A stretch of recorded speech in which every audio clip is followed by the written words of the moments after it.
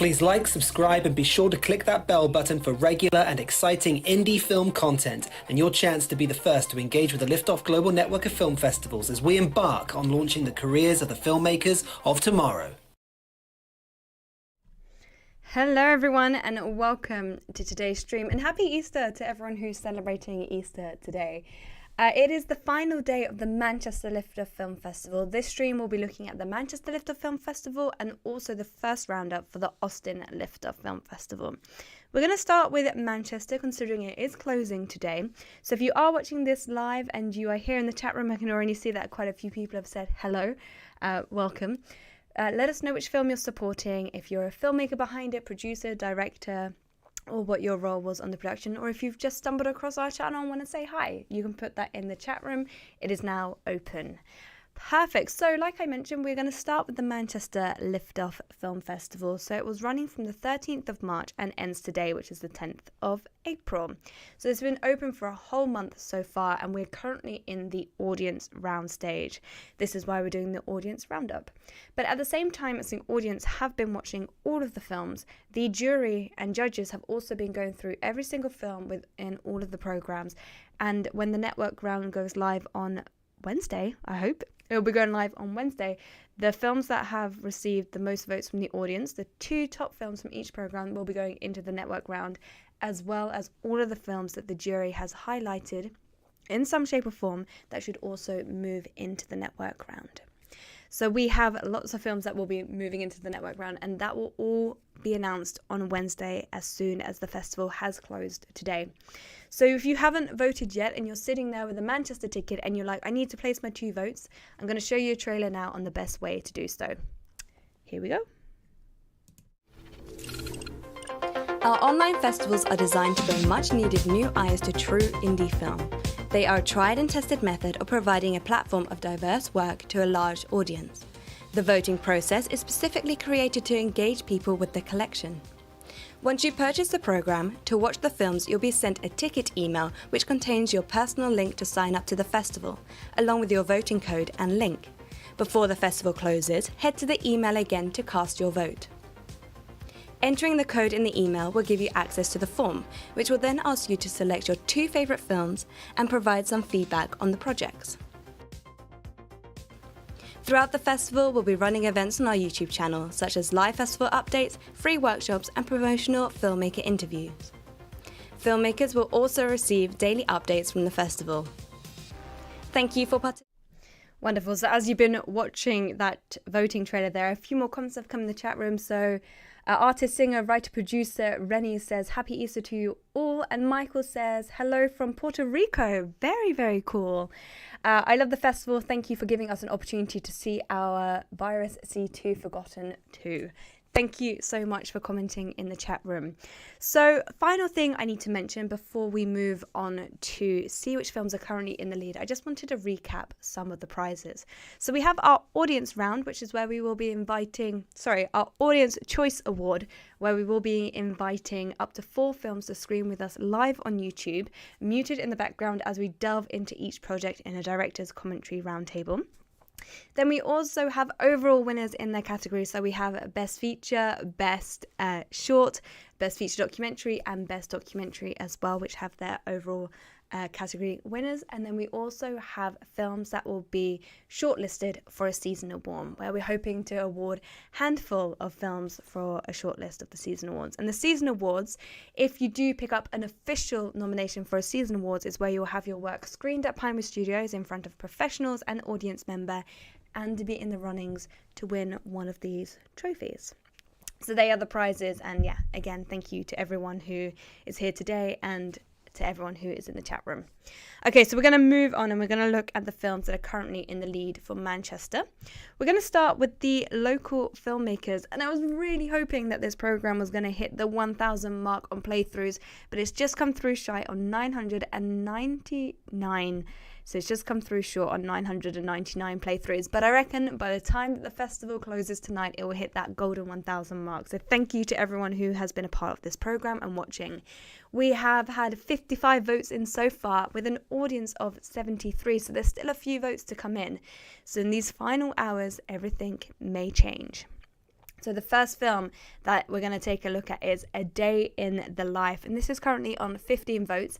This is by director James Oakes from the UK and the Manchester area.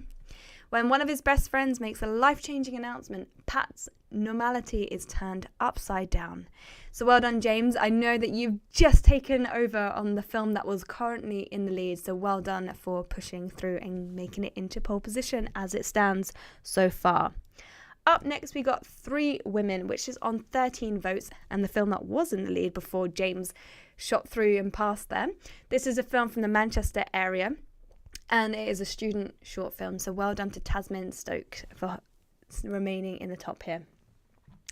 Okay, so now we're going to move on to trendsetters. I can see in the corner of my eye that the chat is going, so I will check back on that in a moment, but I'm just going to start with the trendsetters here. So we've had 427 playthroughs, we've got 46 votes in so far, and an audience around 60. So again, quite a few more votes to come in. So if you're sitting there with a ticket and you still need to place your votes, you have until this evening to do so. So the film that is currently in the lead and on 21 votes, we have Godsend. Godsend is directed by Connor Kingsley from the UK. This is a sci-fi horror thriller short film. Radiated dust has consumed humanity. A lone survivor must confront death in order to find salvation. Up next, another very popular film among the jury and also the audience on 7 votes is The Deportation of a Model Citizen. This is a Danish film by Jacob Thomas Pilgaard, and it is a drama and a war short film. So 2 police officers are to pick up Ada, a young, well-integrated student, from her foster mum and escort her to the airport where she is to be deported back to Syria. A touching and hard-hitting drama created with inspiration from a true story about Syrian refugees. The final page we're going to look at for the Manchester Liftoff Film Festival is our features page. So let's take up some statistics here. So we've had 108 playthroughs, we've had 10 votes in so far, and an audience of around 20. So still a lot of votes to come in. So please remember to vote by the end of today. The film that is currently in the lead and has been for the duration for this page is Once Upon a Time in the Canaries, which is on 2 votes. And this is directed by Spanish filmmaker Amado Ravlo. Nola, a young girl of Senegalese origin, arrives in the Canary Islands in a canoe. Then begins an epic journey through the most defying corners of the Canary Island in search for her father, whom she never knew. Okay, so we're going to move on to the Austin Festival, but I'm just going to check back and see if there are any questions. So there's a few questions in here, and thank you, artist, singer, writer Rennie, for answering as we've gone along in the stream. So no, it is not free to the public. It is free to all the filmmakers involved, but there is a $10 fee for public to watch all of the amazing content and place their votes. So yeah, thank you. I'm going to continuing on to the Austin Festival. Okay, cool. So the Austin Festival started last Monday, the 3rd of April, and will be running until the 1st of May. There are lots of things happening within the festival, so I'm just going to share this lovely poster with you. So there's lots of festival activities that you can get involved with if you're taking part in the Austin Liftoff Film Festival. But the first step is to sign up to the hub. You would have been sent a link in the original email and also in some of the daily scores to remind you to sign up to the hub to get all of the information and all of the activities that are happening for the Austin Liftoff Film Festival. So the first thing I wanted to share is that every Monday, like we are today, we do these weekly roundups where we take a look at the films that are in the lead, we talk about what's happening during the festival, and an opportunity for you to ask questions and join us in the chat room, which is fantastic. On the 14th of April, so this Friday coming, we have our first look Austin stream.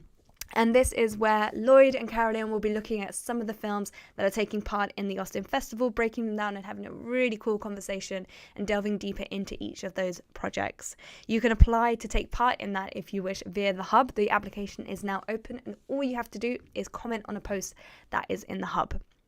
On the 18th of April, we have the focus call and feedback session for the Austin Film Festival. We've already had 20 applicants get involved with this and apply, so thank you. You'll be sent all of the information to take part in that focus group and then the feedback if you desire. Applications are still open, so you do have time, but further information will be sent this week.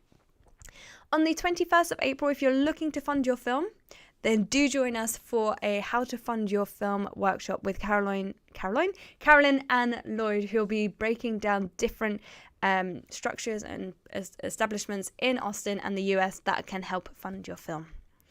Then we have on the 26th of April, the online networking event. This will be where you can screen your trailers, personal show reels, work that you've been involved with. You have a minute to screen your work. Then you will have an opportunity to talk about yourself and what you are trying to do within the industry. Within this call, there'll be lots of other filmmakers, your contemporaries, that are all at the same stage or at slightly different levels and looking for people to help them with their project. So you get to watch each other's work and then connect, which is perfect. Applications for this will be opening this week as well. On the 28th of April, we have the last looks of the Austin stream. This is when Lloyd and Carolyn will be back looking at some more of films that have applied to be involved in that stream. And it's a really, really fun stream for us to highlight some fantastic work. The network round, which I just spoke about for Manchester, for the Austin Festival will be from the 3rd of May to the 10th of May, and then winners will be announced on the 12th of May. So that is the festival rundown. So we're going to first start with the local filmmakers showcase. And we're going to look at some of the statistics that have been coming through for the festival there. So remember, this is week 1, whereas Manchester was in their final week. So for the Austin local filmmakers program, we've had 308 playthroughs. We have had 53 votes in so far with an audience of around 60. These are really, really interesting and fun numbers for us to see that we have this much engagement during the first week. So thank you to everyone who has been taking a part and watching. So the film that is currently in the lead is Smile Now, Cry Later, and this is on 17 votes. This is by Keanu Correndo from the USA, Texas. We meet Joey at a low point in his life. Struggling to keep his mental health afloat, he has a lingering desire to take psychedelics to mask his pains when they are reconnected with a lifelong friend, Lila. She gives him the strength to see past his fears. He then decides to take LSD to confront his inner demons instead of running from them. So well done, Keanu. That's 17 votes on your film in the first week. So really well done. Up next, we have a wonderful animation, The Story of Samsung by Lonzo Young. And this is directed by Raylon Wiley from the USA in the Texas area as well. Hence why it's part of the local filmmaker showcase. A short animated film based on the life of the biblical figure Samsung. The story is narrated in rhythmic, urban, poetic fashion. Fantastic. Also tied on 14 votes, we have What About Molly? And this is directed by Sean LaFollette from the USA, again, the Texas area, as part of the local program. Losing the love of her life, Molly is forced to move in with her best friend Charlene and husband Bob. Unclear as to why they broke up, the foul-mouthed Charlene travels to Kyle's home in search of answers. There we go. Wonderful. So now we're going to move on to the Trendsetters Shorts page. So really, really strong numbers here as well. So thank you for all the engagement across this program so far. We've had 550 playthroughs, 56 votes in so far, and an audience of 76. Devil Income is on 7 votes, and here is their poster. Devil Income is on 7 votes, and this is directed by Danny Humphrey from the USA. Sony, an unemployed gambling degenerate, loses everything in a game of Texas Hold'em. With the threat of death lingering over Sonny's head, he has 24 hours to pay off his debt to Siggy's leader of a biker gang. In desperation, Sonny reaches out to his brother Vonnie, an ex-gang member, to help Sonny to get out of his debt. Then we have Shapeshifters, which is on 5 votes, and this is directed by Monty Franklin from the USA as well. A young girl discovers she can shapeshift. Now the hard part is discovering herself. Moving on then to the final program. I can see some more comments in the chat room are coming in, so I will note back at that in a moment. But let's take a look at the features program.